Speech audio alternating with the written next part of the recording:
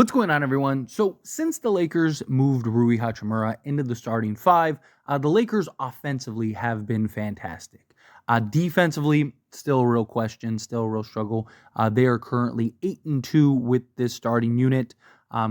My concern is their two losses have been against the two best teams, right?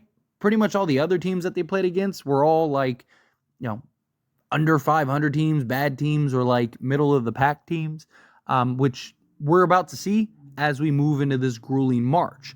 But regardless, whether this is the right starting five or not, ever since the Lakers have moved Rui into the starting unit with D'Angelo Russell, Austin Reeves, LeBron James, and Anthony Davis, one thing that is abundantly clear is that the Lakers bench has suffered mightily because basically all of your scoring is now in your starting five. And look, to some degree, it's not as big of a deal when you're winning and game in your starting five is just game busters, right? Like look at a team like Denver, who we just lost to. Denver doesn't really have a deep bench. They are a team that's like really like 6, 7 deep. Even last year, they were one of the worst benches in the league when they won the championship, but their starting five was so great, so fluid that they were able to get away with it, right? And they were able to win a championship. And the Lakers, you've seen a lot of like scattering guys, right? Like Rui will stay out there with the bench guys, or Reeves or D'Lo or AD. And it kind of, the idea is to kind of offset some of that, what you're missing on the bench. But you still need some level of bench production, bench scoring, and you need to kind of have that proper balance of the starting unit as well as the bench unit. And the Lakers bench has been terrible, right? I mean, even just the Denver game. The Denver game alone, the Lakers scored 12 points off the bench. 12 points total off the bench. To put that in perspective, Holiday by himself scored 13. The Denver Nuggets, who are one of the worst benches in the league, had 20 total points compared to the Lakers' 12. That's not really a great way to win many ball games. And look, I mean, if you look at it that way, that's the difference between the Lakers winning or losing this game against the Denver Nuggets. But it's a trend.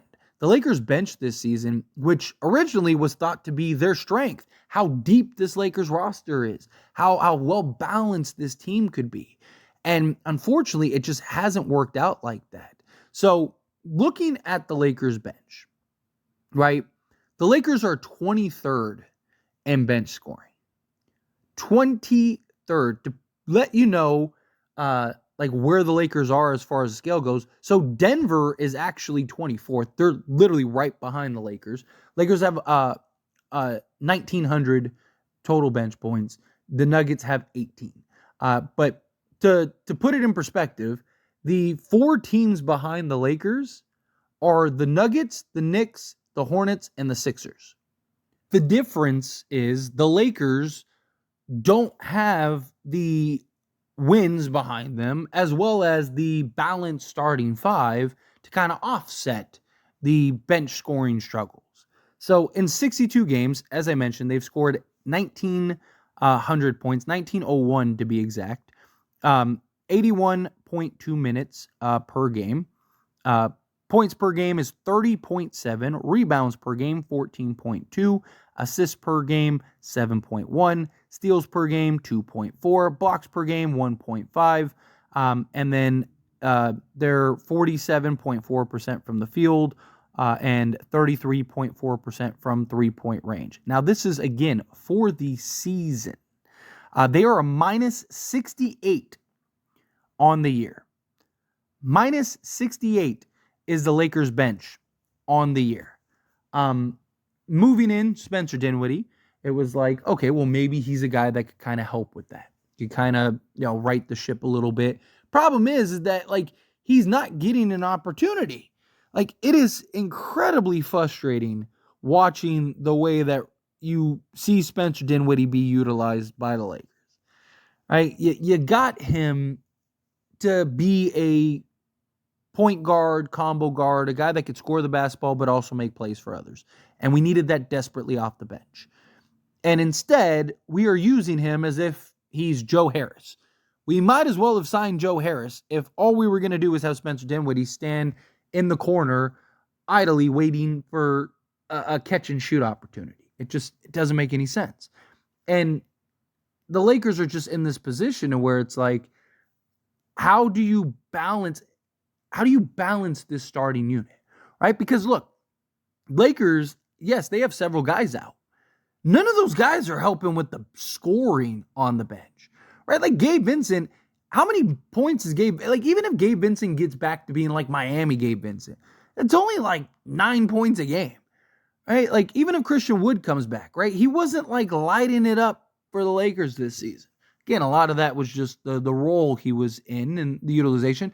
No, I'm not saying the Lakers have to go and score, 100 points per game or whatever, but we need a more balanced attack, right? Like a lot of those points that the Lakers scored and a lot of the production, the positive production of the Lakers bench was when Rui was on the bench and he was coming off the bench giving you, 12 to 13 a game.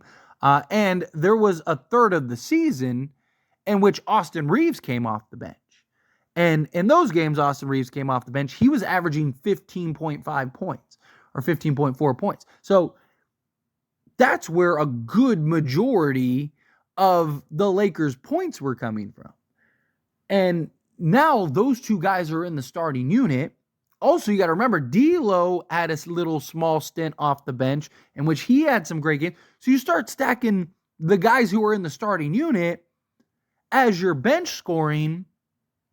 Well, now your bench is terrible in that scoring department. And Gabe Vincent, Christian Wood, Jared Vanderbilt returning aren't solving that and fixing that issue. Now, maybe when everyone gets back, maybe collectively things could kind of balance out a little more, right? Because, let's say, Gabe Vincent comes back. He gives you, let's say, 8 points, right? Say Spencer Dinwiddie starts getting comfortable. He gives you, say, 12 points, right? Well, there's 20, right? Let's say, Christian Wood averages another, 8 points. There's 28. Jackson Hayes averages, 6. Okay, right? Maybe you can get up to, the 35 to 40 range, or 35, right? That would be kind of nice. That would be kind of helpful. But my problem is that, I just don't see the Lakers solving their bench woes unless you are to move one of the current starters to the bench. But then you kind of offset the scoring output and production that the starters are providing. So it's kind of that catch-22. Do you want the, high-powered offense to start games, or do you want a more balanced attack that kind of trickles out throughout the season, right? Because also the starting unit's defense is not very good. So you're scoring 120 points per game for your starting unit, but you're giving up 114. Now your bench defense has been slightly better, but most of your guys off the bench are your defenders, right? Your Cam Reddish, Max Christie, Jackson Hayes, Jared Vanderbilt came off the bench a lot this season, right? So most of your bench defensive guys, or most of your bench are defensive guys. So do you kind of keep that and kind of, again, trickle guys in throughout? Or do you move a Rui Hachimura back to the bench? Or what I would prefer is move Austin Reeves to the bench. I would, to start a game, obviously, ideally, I would want Jared Vanderbilt back. If everyone is healthy, I don't hate the idea of D'Lo, Vando, Rui, LeBron, and AD, right? And you just kind of have, just go big, kind of that positionless, right? Have LeBron and Vando defending out in the perimeter on the defense side of things, Rui at the 4 on the defense side of things, helping AD. Now you got that athleticism out on the perimeter. that can chase down loose balls and you improve your rebounding and you just be in a better position. And then Reeves can kind of shine. Spencer Dinwiddie and Austin Reeves can kind of be your two backcourt mates off the bench. You still have like a Taurean Prince trickle in, a Max Christie to trickle in, right? Cam Reddish, right? Then you got Christian Wood and Jackson Hayes. Cool. Like I think that is a much more balanced attack, personally. In the meantime, you could go with like Cam Reddish. I know some people are going to look at it and go, well, he was terrible against the Nuggets, right? In the starting unit. Yeah, or not in the starting unit, but to close the game, right? Yes, but again, it's just kind of to start to have a nice balance. If it doesn't work, you can immediately make the change, right? Like if guys get hot early. Also, again, it's just kind of until Jared Vanderbilt comes back, then you go Vando back in the starting unit, or you could go with Gabe Vincent. I mean, you could also go with like a Spencer Dinwiddie, but two things about Gabe Vincent and Spencer Dinwiddie. More so two things about Spencer Dinwiddie, but one about Spencer Dinwiddie and Gabe Vincent is like you're trading the size. Maybe not so much with Spencer Dinwiddie, right? Because he's like 6'6", but still like would you rather have, a 6'8", 7'2" wingspan guy or a 6'6", like 6'8.5" wingspan guy? I would, and my other problem with Spencer Dinwiddie in the starting unit is I already am frustrated by the role that he has, just basically being a spot-up corner three-point shooter.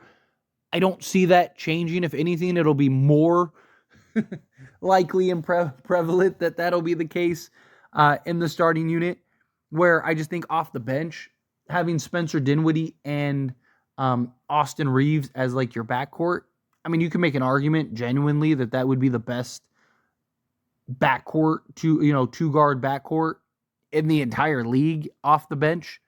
I'm talking about like off the bench. And you kind of let both guys just be both guys. Like Spencer Dinwiddie could just run the show, make plays, and be aggressive scoring. Same thing with Austin Reeves. And I just think you'd have a much more balanced attack. Because it's just outside of that, the bench is going to continue to struggle. It's going to continue to be an issue.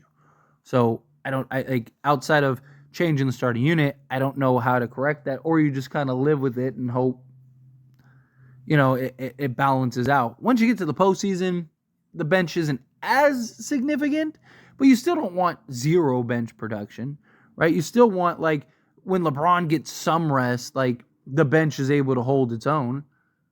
Problem is, as soon as, like, the bench starts coming in, that's it. Like, Lakers just crumble and fall apart. But anyway, as always, this is a discussion. Pass question on you. Let me know your thoughts and opinions down in the comments below. What do you think? How do you feel? Would you change the starting unit? Would you leave it the same? Kind of just live with the bench game in and game out? Again, whatever your thoughts are, I'd love to hear it. Let me know down in the comments below. That being said, if you haven't liked this video, hit that like button. Helps me a lot. Helps me to enjoy these types of videos. I truly appreciate it. Not subscribed to the channel, hit that subscribe button. Turn on the bell notifications. Appreciate y'all. See you in the next one. Thank you.